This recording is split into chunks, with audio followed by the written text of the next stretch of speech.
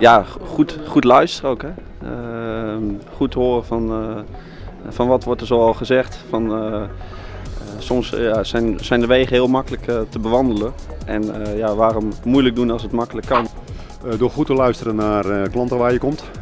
En daar ook te informeren of er nog investeringen gedaan worden in een andere tak dan dat jij zelf bezig bent.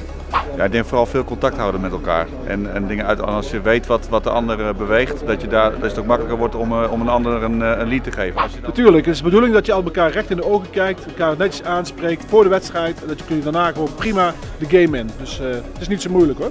Blijf in ieder geval gewoon jezelf. En het commerciële bloed stroomt als het goed is al door onze aderen. Dus dan hoop ik dat het allemaal goed gaat komen. Ik zie al de jonge mannen die staan te popelen om het veld in te gaan samen met hun collega's. Dan is de sleutel van het succes is elkaar kennen en ook voor elkaar iets over hebben. En juist, vandaag is het een paar keer gezegd, what's in it for me. En dat hoef je niet te vertalen direct in incentives, leuk. Maar what's in it for me, hoe gaat mijn collega mij helpen met mijn orders, met mijn objectives, met mijn targets. En als die wisselwerking er is, dan is de praktijk een keihard succes.